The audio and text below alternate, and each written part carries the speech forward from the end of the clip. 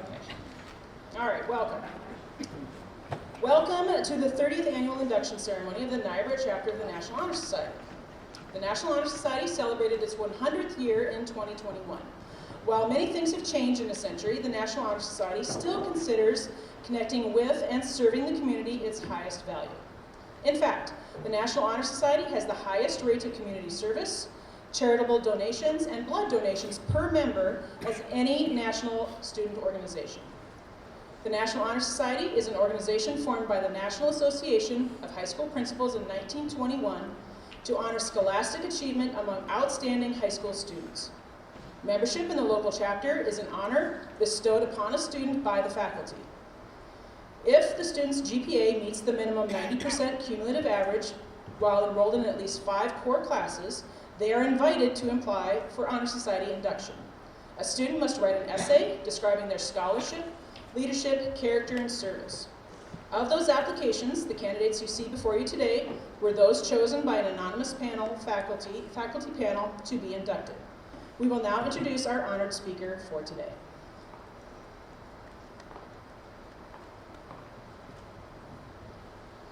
Our speaker today is Jessica Eby, a 1990 graduate of Niobrara High School and member of the National Honor Society.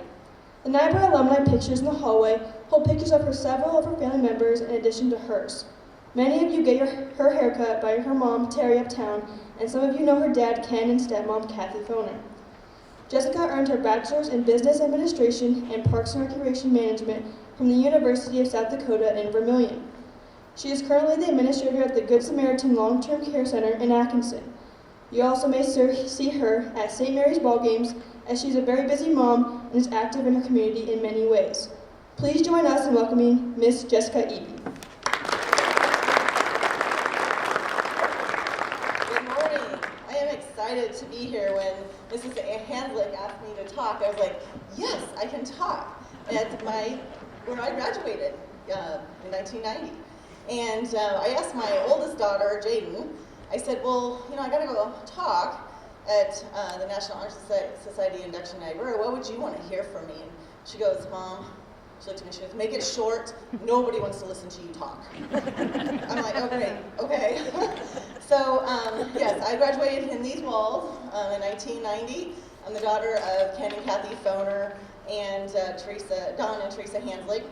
I was, like many of these students here, I played volleyball, played basketball, ran track, did one acts, did speech. I was a pom-pom girl. I think you call it dance now. Pom-pom's not cool. And did all those things when I went to high school here. And when I was a senior and graduated, I wanted to get out. I wanted to leave Niobrara. I wanted to be done with high school. Like many of you, excited, wanted to move on. And I went to the University of South Dakota. Many people told me I could not walk on and play volleyball in college. I'm only 5'3". So I walked on at the University of South Dakota, became a student athlete, playing volleyball for 4 years. There was very exciting. Got to travel all over Minnesota, North Dakota, South Dakota, Iowa. So it was very fun and learned a lot, met a lot of neat people. Went on my sophomore year, I became a Alpha Phi, a sorority at the university. Again, met a lot of neat people that influenced my life. Graduated with a Bachelor's of Science in Business Administration and a Parks and Recreation degree, which I don't really use, but I wasn't really ready to graduate, so decided to get another degree while I was there. And went to work right away after graduation, and I don't even know if my mom knows this. Well, she knows I went to Target in Norfolk to work. Didn't last long. Actually, I was fired. Which I was like, looking back now, it's, why was I'll tell you why I was fired for that job. First of all, I was hired with another young student that had just graduated from college, and I felt like he was given opportunities that I was not given. He was a male, I was a female. Back in those days, that did make a difference, I found out later. And so he got really the nice jobs, and I got the really icky jobs of putting together things at night. And so wasn't really felt valued, okay? I didn't feel valued, and so ended up getting fired from that job. moved back to Vermillion, where I was comfortable. Got a job then in Sioux City, Iowa at Dunham Sporting Goods.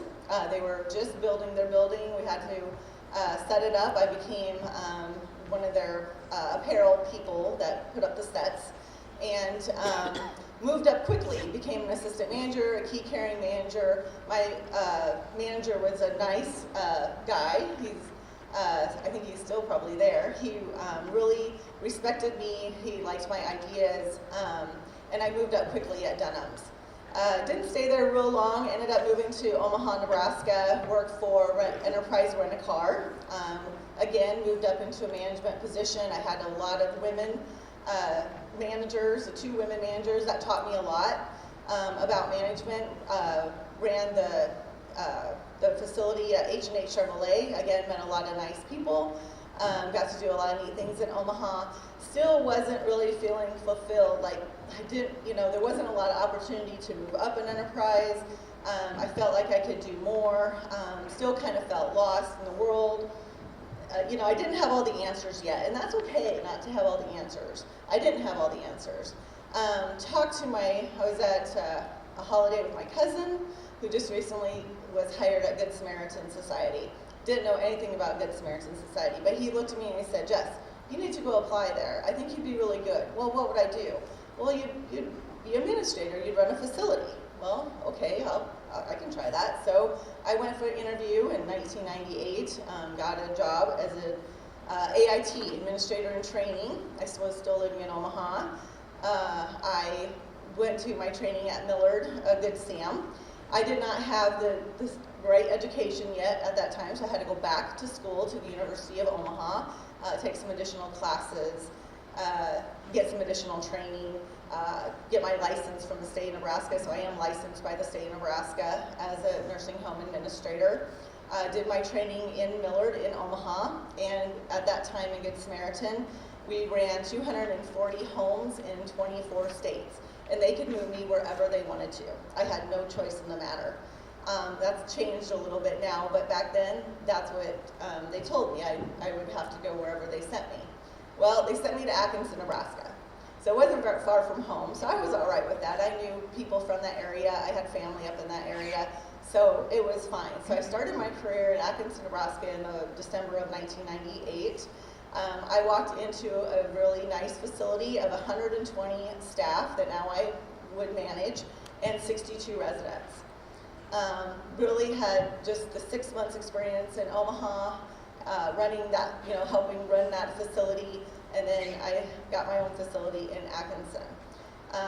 Still really didn't know what I was doing, honestly, but I had a great team that was really willing to work with me and train me and help me along the way. So that was exciting, and I learned a lot from them. And what I learned from them was a lot of servant leadership. That's what I want to talk about a little bit. I have 2 passions, leadership and involvement. So I'm going to talk a little bit about that this morning. Probably not going with my oldest daughter, like keeping it really short. So, but I want to talk about leadership a little bit. Huh? They don't want to go back to class. Okay, good. So I want to talk a little bit about leadership because I learned a lot from my team because I didn't know what I was doing. I was still pretty fresh. I had not managed 120 people before. It was very challenging, and I didn't know a lot about long-term care. That's changed a lot in the last 25 years. So really what I learned was I had to be a good listener. I had to really listen to people and where they were in their walk of life at that time. I managed people from 16 years old to 75 years old, and I was 28. Okay, so it was a challenge. And so I really had to learn to listen to people and sit down and meet them where they were in their walk, and that's hard to do.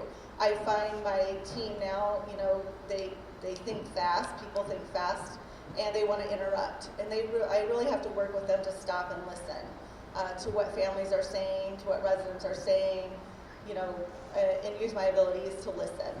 The other thing I learned, I have to be very persuasive because in long-term care things change rapidly. And so I have to persuade people to our goals or to strategic plan that we have for the year, get them to change direction in what we're doing on a day-to-day basis. So you have to be pretty persuasive. You have to show empathy. Again, you have to really meet people where they are in their walks of life. Everyone is different. They have different goals. They have different challenges. Many of you are going into nursing school, which is so exciting because nursing is a hot area of employment right now. If you want a job that pays very, very well and is very flexible, and either you can work on the floor caring for patients or you can get into management, it's a very good profession right now. So I'm excited to see that many of you guys are going into nursing.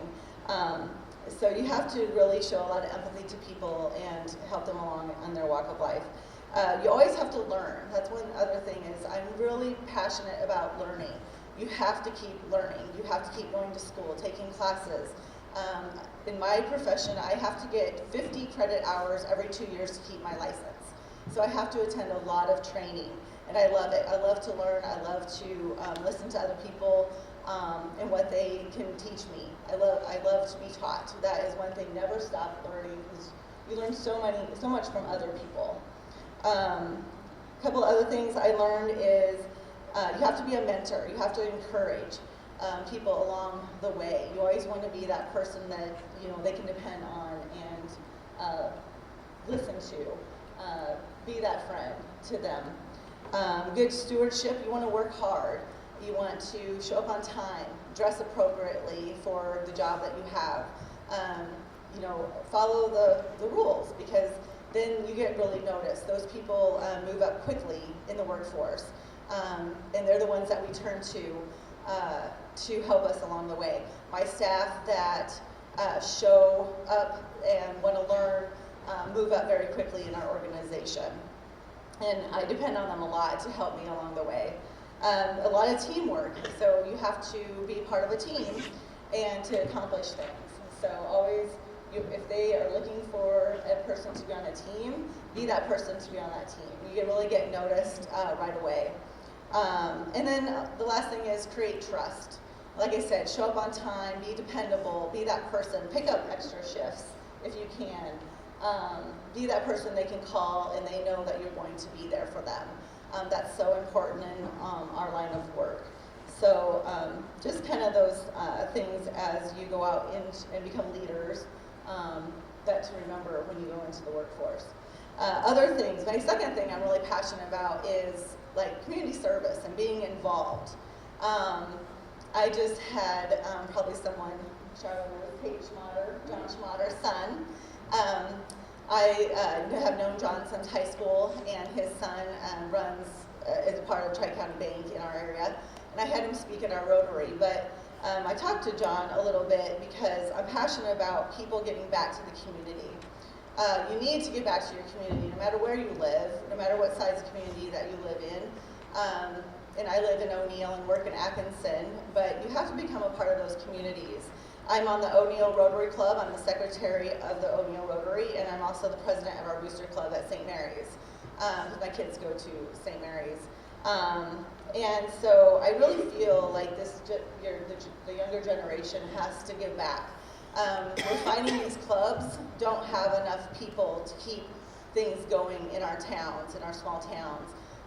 We have a Lions Club, we have Rotary Club, we have, and sometimes at Kiwanis, they have a men's club, and we just don't have those people anymore to do the things that we used to do. We host a fun run through O'Neill Rotary Club, and it's harder and harder to get people to help with those things. And so I guess my message is go back and be a part of those groups because we need you. We need you in those groups. We need you giving back to the community. If we don't, then those things in our communities don't happen. And I know some of you are part of groups here in Niobrara, the Niobrara Boosters. I see many of you that I know are on the Niobrara Boosters. But if you don't get those people, those younger people into those groups, then those groups, they disband and things don't happen in your communities. So Tate and I had talked a lot about that because he's very active in the Stewart economic development in Stewart, Nebraska, and it's so important to just be part of those groups and give back to your community because like I said, then those things they don't happen in your community. So even get involved in college. There's lots of opportunities to get involved in college. Lots of groups, no matter what you go into. So become involved in those groups. Become student ambassadors. Those positions are so important, and you learn a lot of leadership skills in those groups in college. So just remember to be involved.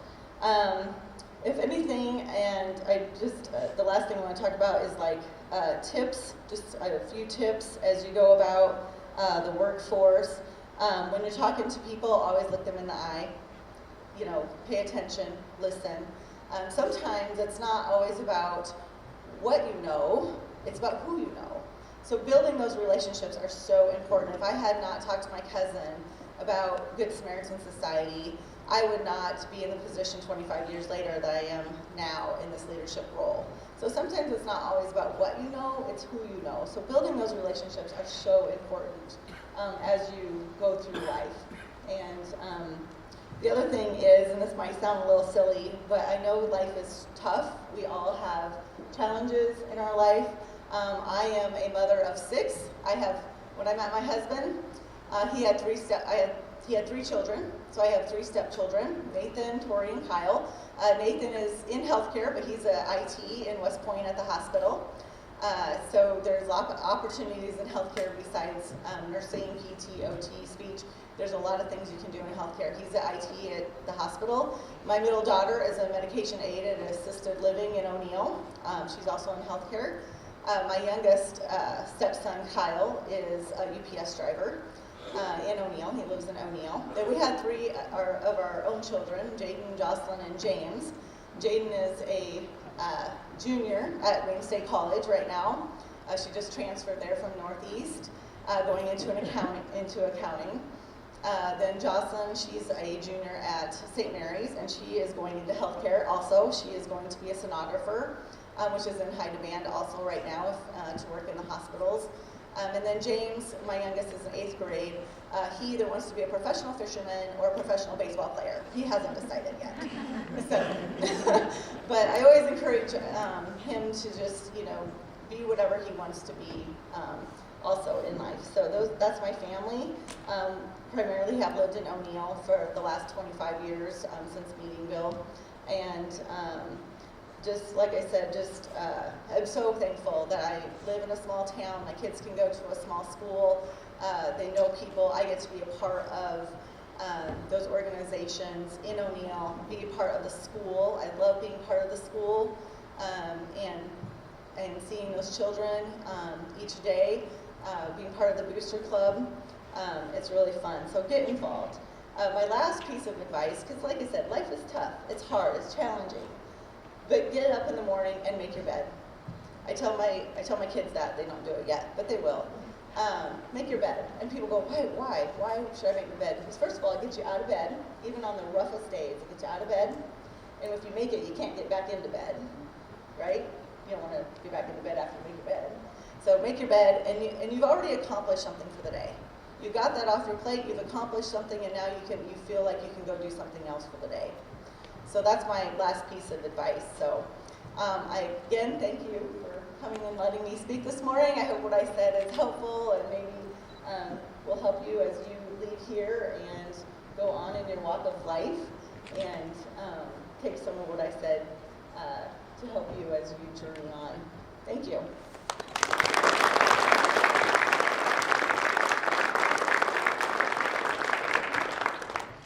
Thank you, Jessica. We are proud to have you as a Niobrara graduate. We will now proceed with the induction ceremony.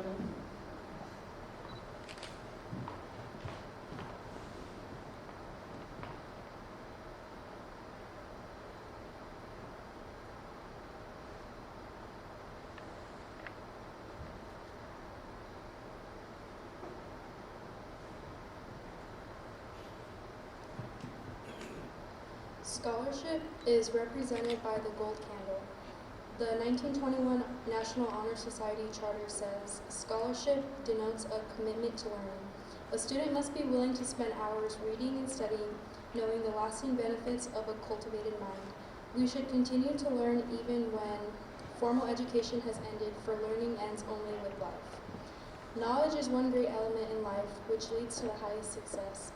It can be acquired only one way, through diligence and effort.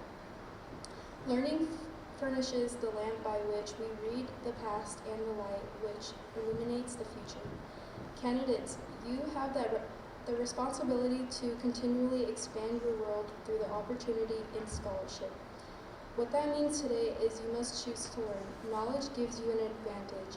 It allows us to use the past to make good decisions for the future.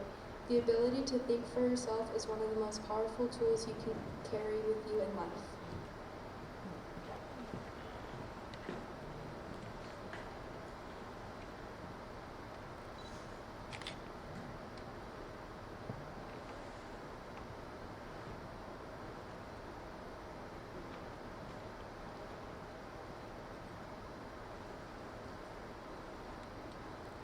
Service is represented by the red candle. The 1921 National Honor Society Charter says, service can be described in various ways. In the routine of the day's work, many opportunities arise to help others. Willingness to work for the benefit of those in need without monetary compensation or recognition is the quality we seek in our membership. We are committed to the idea of volunteering our time and abilities to the creation of a better tomorrow. For students today, we often think of community service as planned events where we clean up a park or volunteer at an animal shelter. However, it is important to recognize service as a mindset, how you think and view others. Service is believing someone else is just as, or even more important than yourself, and then acting that way. We all know the smallest act of kindness can have life-changing results.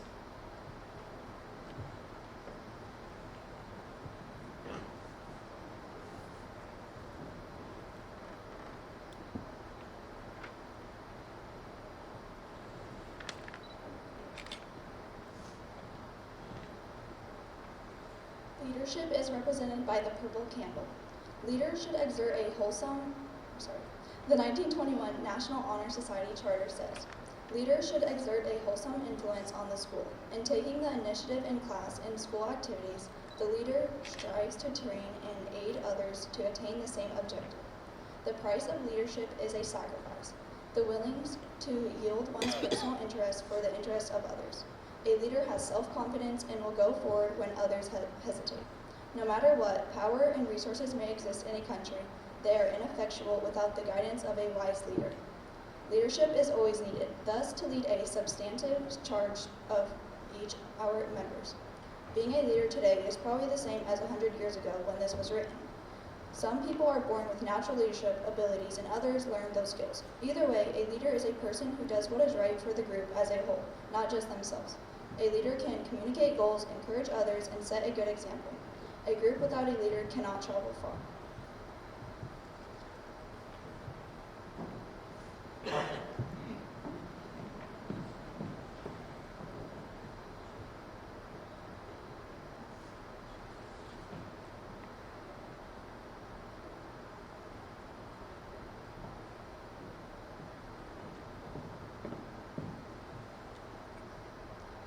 Character is represented by the green candle. In 1921, the National Honor Society Charter says, character is the force within each individual which distinguishes that person from others. It gives each of us our individuality. It is that without which no one can respect oneself, nor hope to obtain the respect of others. It is this force of character that guides one through life, and when once developed, grows steadily.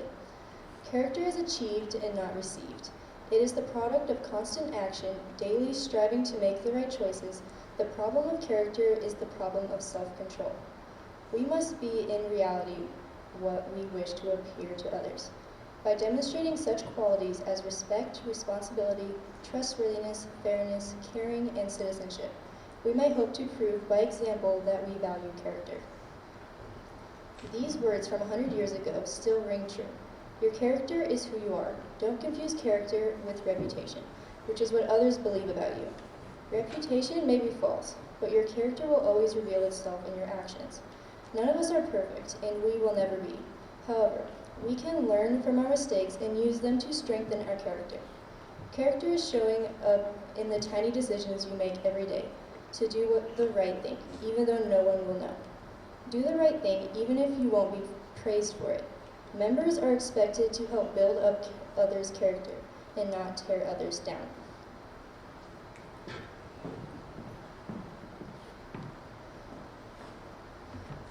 Carly has a hard one to read there.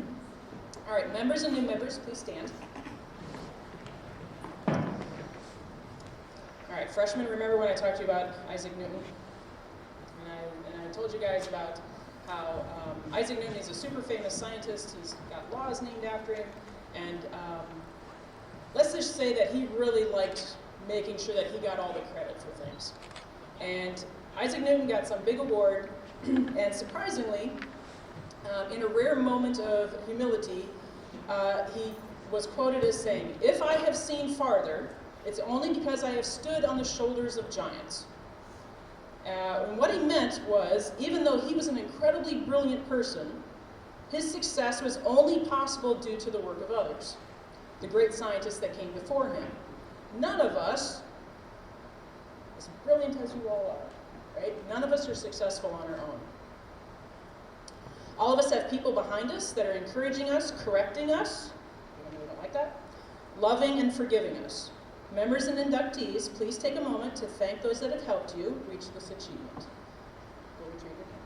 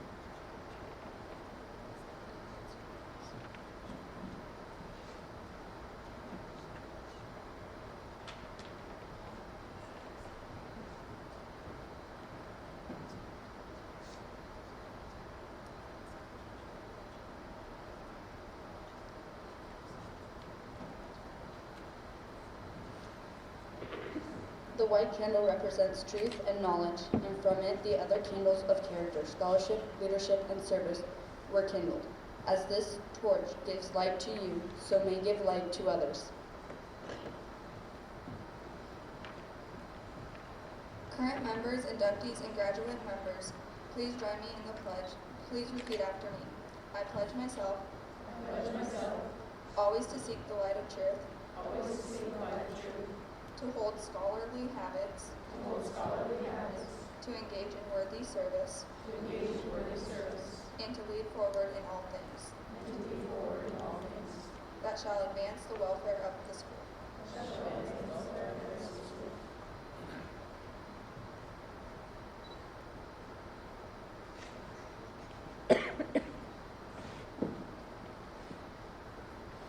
Now you can blow out your candles.